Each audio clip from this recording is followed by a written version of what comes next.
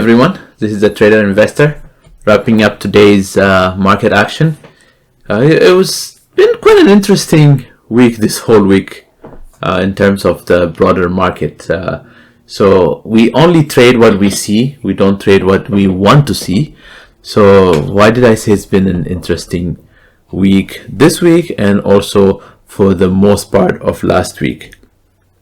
The market opens up higher and it collapses.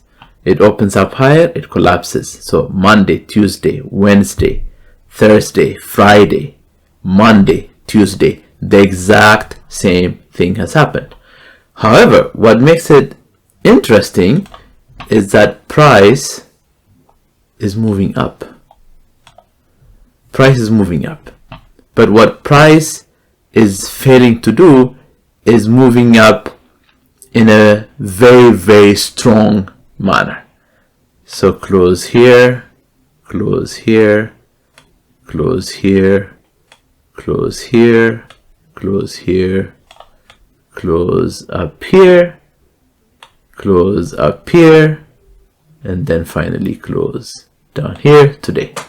So as you can see, the lower trend line is being respected to some degree, but on the upper trend line, there's really not a strong trend line. I mean, you could draw from all these high points and say, well, we're in a channel like this, but price is not coming to that channel frequently enough. It's touching the bottom, but to the upside, it's just starting high, collapsing, starting high, collapsing. What that tells me is that there's a lot of expectation and a lot of bears deciding that they want to keep driving the price down, but bulls are coming back up here in these zones, in these trend line zones, and saying, nope, we're not going to let you take it any further.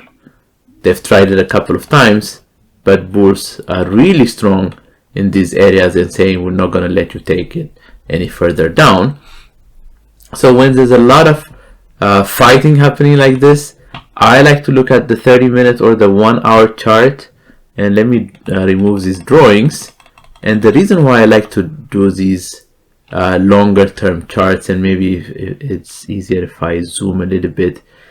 What I want to see is, as price is making higher highs, as price is making higher highs, is your oscillator making higher highs? In this case, that is not a true statement.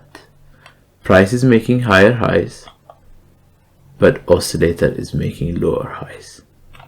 So when we have a divergence like this, it is not time to rush to enter positions to the long side. It doesn't mean we should immediately, touch high, immediately go down, immediately go down. It has worked. Again here, touch high, immediately go down. Has it worked? Do we still have that convergence? Price making higher high, but here is starting to make a higher high. From here, it's about equal high. So price is making higher highs, but there's still a slight divergence. There is no convergence. There is divergence here. So because of that, it doesn't mean we should rush, but at the same time, it also doesn't mean we should blindly just say, oh, we're opening up higher and we want to take it up. We want to be careful, cautious, let the trend tell us what the price wants to do, and looking at our regular 15 minutes chart, we decide when we play to the upside, how much room do we have? When we play to the downside, how much room do we have? We break the 15-minute low, but there's not enough room of $1. There's not enough room of $1 from 424.62. The lowest we went is 423.54. We went $1, but we didn't go in a nice smooth way. We come here, we stall, we reverse, because this one bar at some point was a bull bar, right? A bullish bar.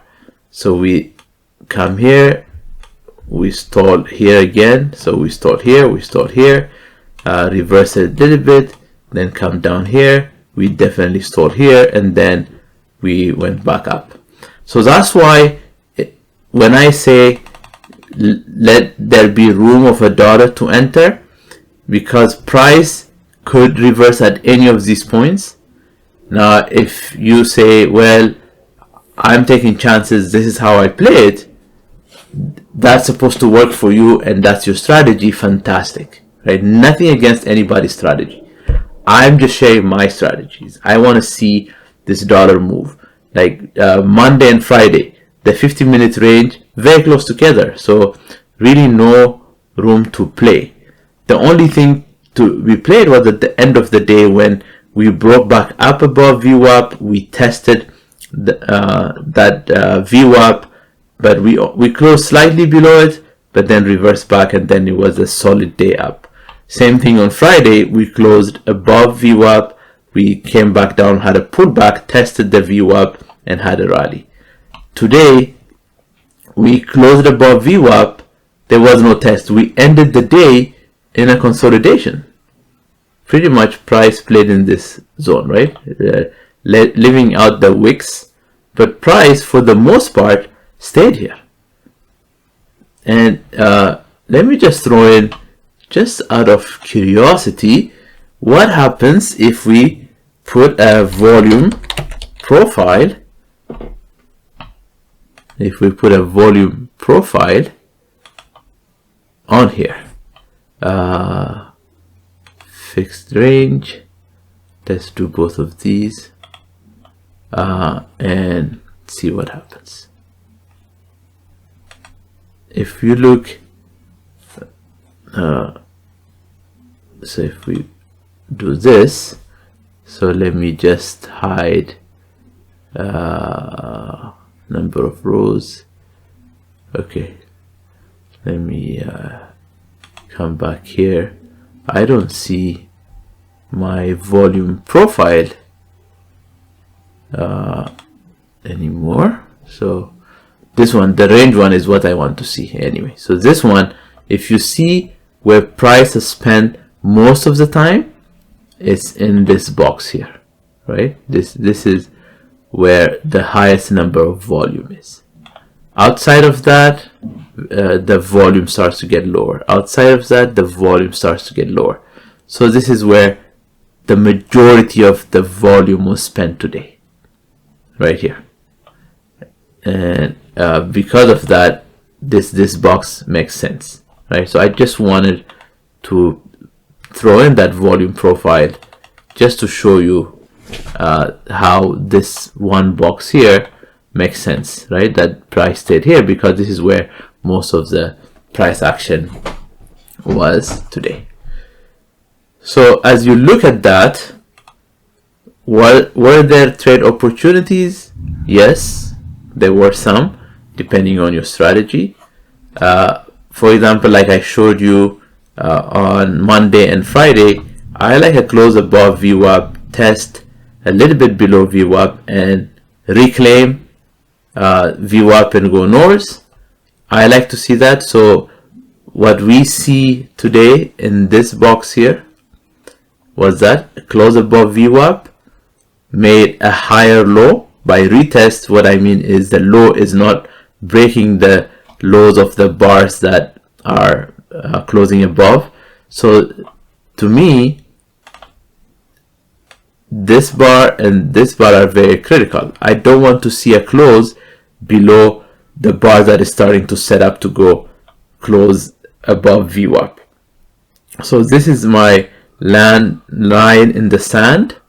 And so if I see a bar closing below here, if I see this, then I would say, okay, this is invalidated.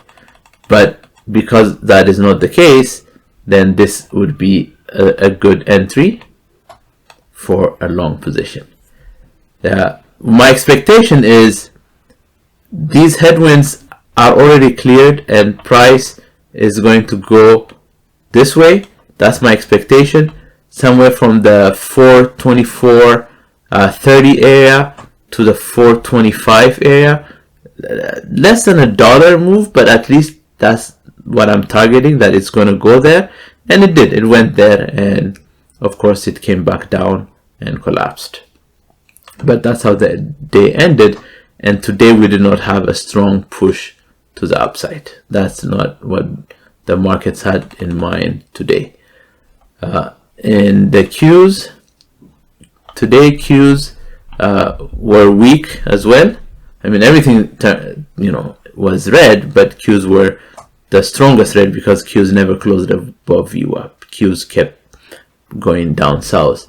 What I like about the Qs as an entry, when you break the 15-minute low, is $1.30.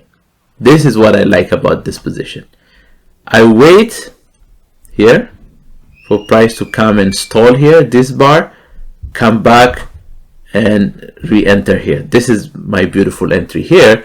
Because why do I wait here? Because there's this swing here, swing low. I say, okay, if we're going to push past it, it's going to test it, and it's not going to close and go north.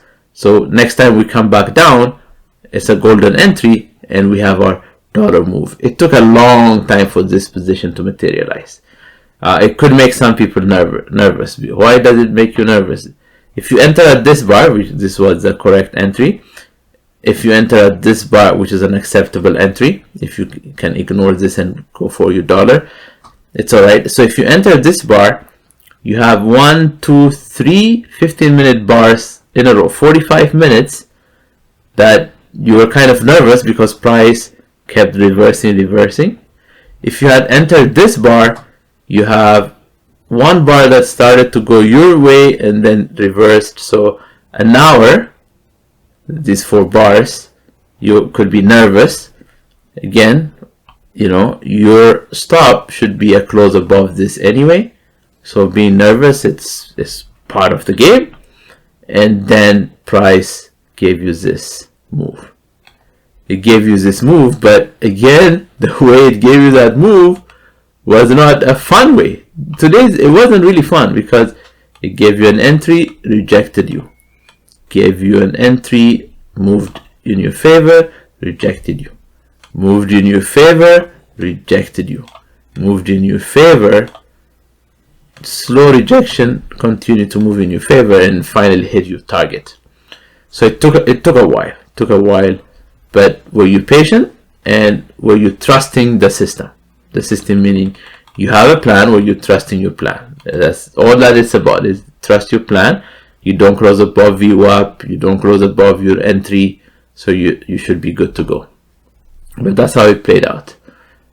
IWM started out really strong to the downside, really strong, and is there a dollar move? Because this break of 15 minutes was the low of yesterday as well, so you could have waited for the low of yesterday to break, or you could have waited for this bar to break it and give you another entry higher. It came very close to it and gave you an entry.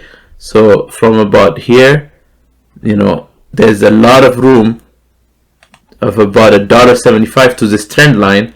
So there was room, and it gave you that entry. So IWM was beautiful also for an entry. I focused on Qs. Maybe I should have focused on IWM because IWM gave me the results very quickly. The Qs just took some time. And then IWM on the reverse side closed above VWAP, and then it tested VWAP, but no strength towards the end of the day. I don't like to enter new positions in the last hour. I know there are people who like to trade power hour, assuming that price is going to push one way or another during the last hour. I just don't like trading the last hour. Of course, because of that, I miss moves like this if these 2 bars did not come into the picture, right? So if this bar came into the last hour, this retest came into the last hour, I miss a move like this. Then where did this come? During the last hour. So I miss a move like this. The day before, this move, the last hour. So I miss a move like this. I'm okay with that because sometimes what you see the last hour, exactly what I was talking about. Here's the last hour. If I enter here, price said, nope, I'm changing my mind. and it pretty much ended flat, right? So that's why, you know, just because it worked once or twice, it doesn't work all the time. So I'm not very comfortable in those kind of entries. Diamonds were not tradable because when we break the 15-minute range, it was the low of yesterday that was waiting for us. So no real entry for me there. And because I just saw that diamonds were not moving in a big range, look at range. This is one directional range. This is one direction and then followed by not so good range. But IWM was one direction followed by another direction. So anybody who, I missed this, so I'm not claiming I always have perfect entries, but anybody who took this entry when price touched it here, came very close to VWAP, you had an okay move. But you know, if you were like me and you waited a close very, very close to VWAP or below it, like this, but it happened the last hour, so I miss it. So we don't always get everything that we want, so sometimes it's okay not to trade and take a couple of positions and you're good to go. So diamonds, because of the way they were set up, I just did not participate. So this is how the markets ended today. This is how they look like. Hopefully you made some green, or at least protected your greens and stayed on the sideline. Because like diamonds, inside day, IWM, not an inside day, so really room to play. Qs, inside day, so you could have said I'm not interested in inside day, because I mentioned about inside days many times. SPYs, inside day, pretty much an inside day. It tagged a little bit higher than yesterday, but immediately stayed below it, so an inside day. So how was your day? Did you participate or did you stay on the sidelines? All right, everyone, take care, and I'll see you in the next video.